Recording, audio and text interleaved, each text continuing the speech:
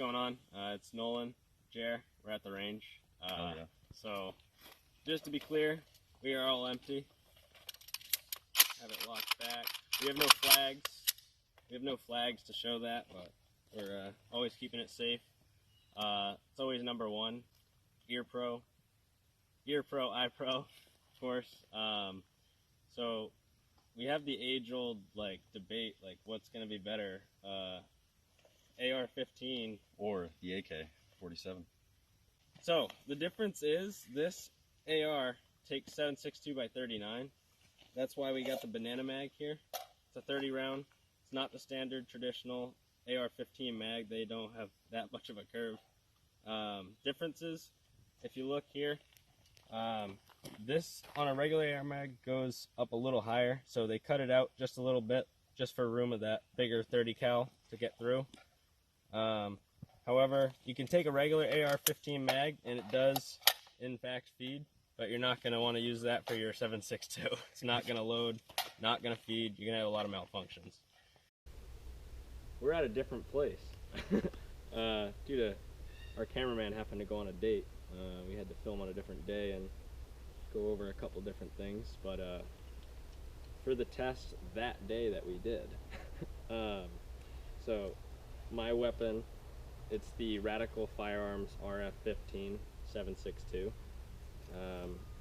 What I've done to it is I've added a ambidextrous mag release because left-handers have a really hard time having to grab up over here every time they have to reload. So it just makes it a little easier. I've also got an ambidextrous safety selector switch here. I've also switched out the firing pin with a Black Rifle Arms advanced firing pin for 7.62. Just makes the light primer strikes kind of disappear. We've also got a North Tac Ronin on here. I know some SWAT teams use this every 30 minutes. If it doesn't move, the dot turns off on its own. You don't have to worry about it being on or off. You pick it up, it's ready to go. I've got a angled grip from Magpul on here. Just helps with the C-clamp a little bit. Other than that, that's pretty much all of this. All right, so this is the AK we're going to be using for the test today. It's a VSKA, but it is the limited edition Trooper, so it's not as bad, and I've put a couple hundred rounds through it. And I've had maybe one hiccup with no oil, but so this, we'll start right here. It's a AR grip sheath, but I have an AK grip, obviously, so I had to bulk it up with some tape. And don't tell anyone, but there's a little bit of paper towels in there.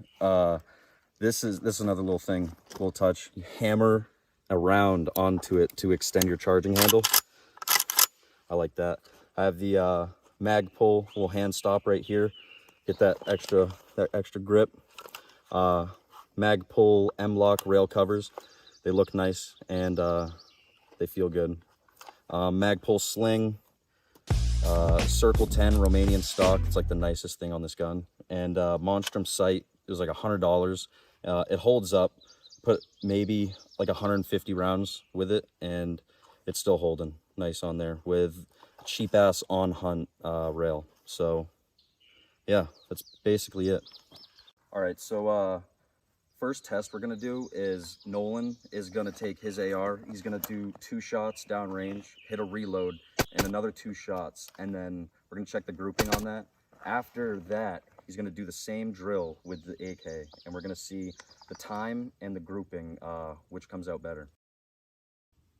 Shoot ready, stand by, go.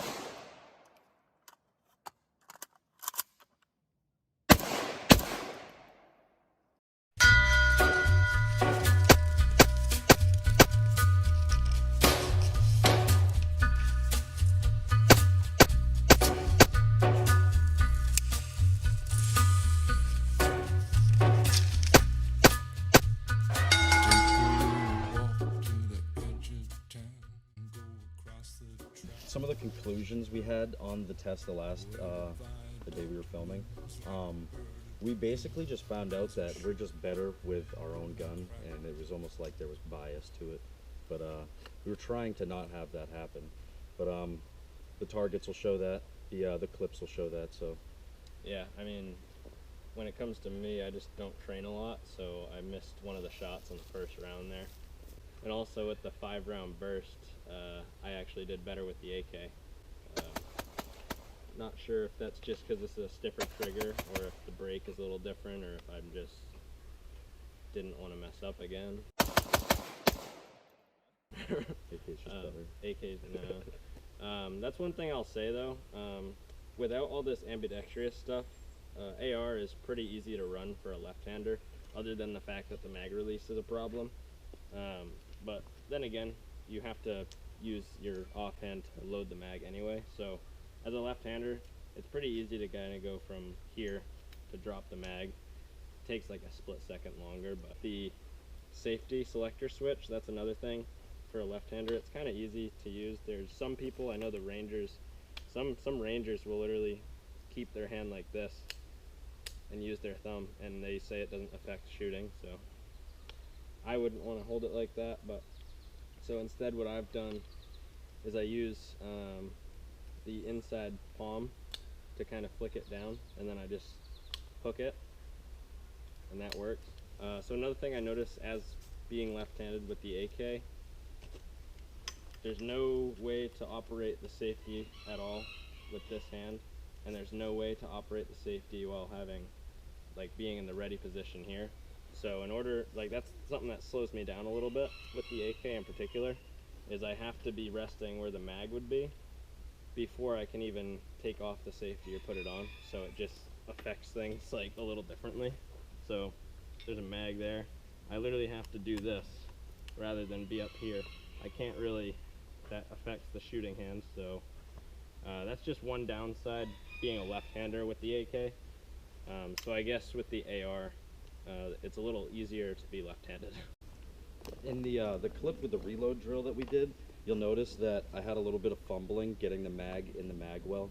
I think I like how the AK has a more exposed mag well. It's a little easier to get it up in there. For me personally, this AR762, the mag shape is a little bit awkward. It's not as, if we compare these two, the AR actually has a steeper curve, and it's not one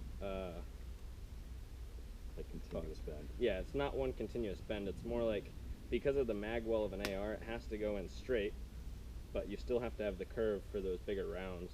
So what ends up happening, for me anyway, is when I go and grab a mag, it's exposed up here, but when you grab it, the angle of that is super awkward, so you almost have to, like, once you grab it, you almost got to let it drop for a second, so it's like not as solid when you're loading up a curved mag like this. So honestly, I wouldn't even, if you're getting an AR 762, if you want the 30-round mags, you can go ahead, but I would actually recommend getting a 20-round mag, because they're a little bit more ergonomic for grabbing out of a chest rig like this. Yeah.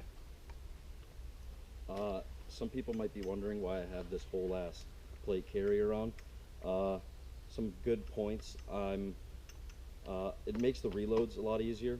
Also trying to lose weight. This thing is pretty fucking heavy, running the steel plates in here. It'll save my life if I ever needed it. I don't see myself ever needing it, but in the case I did need, it's there.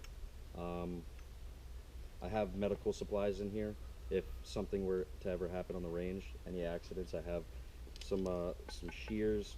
I got some bandages up in here. I do need to get a tourniquet and stuff like that, but it's always good to have. All it is it's allowing us to use our hobby and tool a lot more effectively. It's nothing to do with we're about to go into a combat zone. We're simply preparing for the worst and hoping we don't need to use any of this equipment. Like, I hope that's not where it goes, but protect these to protect the rights that you care about right now, basically. Alright, so just going to give you a little bit of our opinion on whether we think that it would be worth it to pick one of these up. So the Century Arms VSKA, a special edition. I'll read you the little description on it. It says, it's been engineered with critical components machined from S7 tool steel, often referred to as the shock-resisting steel. It's so tough that it's used on excavator teeth and jackhammer tips. Damn, the bolt son. carrier, front trunnion, the feed ramp are all machined from S7 steel for superior strength and durability. Chrome moly steel barrel, rack 1 enhanced trigger group, which runs wicked smooth. You can get up some really quick bursts. Manganese phosphate finish, yada yada yada. Yeah, stuff like that. It's the retail. It's like eight to 900, but I put maybe like creeping around like $200 of stuff, maybe less. But I love it. It's jammed twice, and I put almost, I'd say like 600 rounds through it so far. A lot of people, get a close up right here real quick. It has these lightning cuts in the bolt, and a lot of people say that they found cracks in there, in these little spots right here. But I've found a lot of reviews saying otherwise, and it's all like scenario based. I mean, you take care of it, you take care of it, but shit happens sometimes. I love it. Runs smooth. I would definitely get one if you can. With this AR, which I don't even know if I call it an AR, and it's definitely an AR, but it's technically RF-15. I don't know what the fuck the difference is, but yeah. So when I got this, it came with a 10-round mag. So retail, I got this personally at a gun shop for $550. I was just walking around looking for ammo, really looking to spend no more than 40 bucks. But as you know, you step into the gun shop, sometimes you leave with more than 10 times the amount you intended to spend. But you know what? Taxes dropped. We had 3 times the amount. We sent it. But it came with nothing on it. It was just the stock, no foregrip, no sling. It was clearly just a bare gun. So it was $550 for that. I spent $125 on this optic. I don't remember what I spent on this. It was probably 20 bucks or something like that. I spent 20 on the firing pin, and I spent 70 on this ambi mag release. So luckily it came with this ambi safety selector switch, so that was a bonus for me. So you add all that up, it ends up spending less than the AK, but if I were to get them in the stock configuration, I would personally go with the AK just because of how much more reliable it was going to be. If you don't upgrade the firing pin in this model, it's going to jam on you probably 20% of the time, and that's dead numbers. Imagine you load up and you need your AR to be reliable to save your life, and you pull the trigger and light primer strikes. That would be a really awesome day. Yeah, so for modularity, we're bringing up another good point. The AR, it's definitely the way to go. For the AK, you're almost always, you get a part, you're going to have to do some little tiny custom fitting. So yeah, like some stupid shit. Even for this mag pull hand stop, we had to drill into this other mag pull hand guard because of the spacing on the M-lock sections. There was not, to clarify. This is Cousin Wes. We're on his range. Yeah, I'm just the guy in the background here. As far as that issue goes, there was not enough, I don't know the technical term for it, I'm going to call it holes in the M-lock where you would bolt all of your accessories on. There was only 2 on the bottom of this specific M-lock setup, so this was a little too long. Sometimes you got to make sacrifices. Everything, we didn't drill into the gun. No. That's a little bit harder, especially on an AK, to get replacement parts for if you ever wanted to change it out. The M-lock handguard was 40 bucks, so we weren't all that scared to drill into it. We were not, technically it was semi-bubbed, but we try our best not to do half-assed work around here. Yeah, you can't even tell. Yeah, we take gun safety pretty seriously around here. Not too crazy, but you know, we don't want to compromise the firearm. So to touch on Jeremy and Nolan's point, in my own personal opinion, I think overall I'm an AR guy, but I shoot all kinds of stuff. I like AKs. I'm not really all that biased. I like a little bit of everything. I think for cost effectiveness between these two specific rifles, if you're on a lower budget, you're going to want the AR, because this specific AR compared to a lot of AKs is a little bit cheaper. As far as modularity goes, the AR is where it's at. There are modifications you can do and get for the AK, but you got to have more patience for wait time, and you got to have a little bit deeper pockets because stuff is a lot more expensive for AKs, especially when it has to get shipped in from out of country versus AR. Even though it's a 7.62 standard AR platform, you can pretty much throw anything that hooks up to a Picatinny rail on here if you don't have enough rail space. The whole front guard is all M-locked, so you can just throw more Picatinny on there. As far as preference goes to advantages, I would say out of the box, because I've shot both of these and I spend a lot of time with Jeremy and Nolan. Out of the box, for reliability purposes, the AK is probably a little bit better on these two specific exact guns. That's not saying that, you know, every single AK is better than every single AR. That's not what we're saying. These two specific guns themselves, the AK out of the box is a little bit more reliable. As Nolan said, he had to replace the firing pin because he was getting a lot of light strikes. And I'm sure there's probably other issues that I'm unaware of, because, you know, different companies, they put different work into their guns. Manufacturer, that little name on the gun definitely makes a big difference in manufacturer quality. You know, an Anderson AR is going to run, but a Daniel Defense AR is probably going to run a little bit better and more reliably. The only other thing to touch on now is preference. You know, preference, who really gives a fuck? I mean, if you like ARs, you like ARs. If you like AKs, you like AKs. You don't have to pick and choose. You know, you can own both. And don't get what you like more from seeing. Go to a range, you know, rent a gun, you know, try it out. If you're in the market for it, go to an indoor range. You know, there's ranges that will rent you firearms. You can test firearms. Go shoot them. Be safe. See what you like. You know, if you like the AR more, get an AR. If you like the AK more, get an AK. Whatever you're more comfortable with, whatever you like more.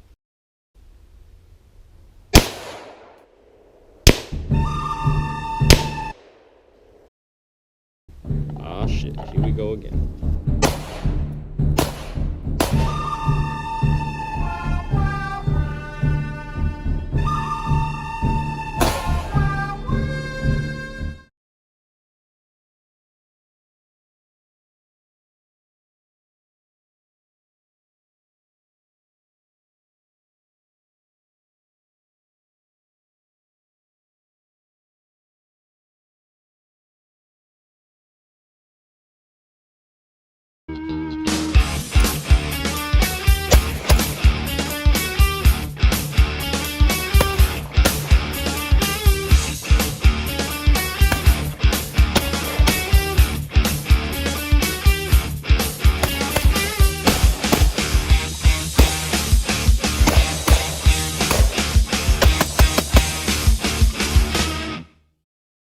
Now it's for the Pope.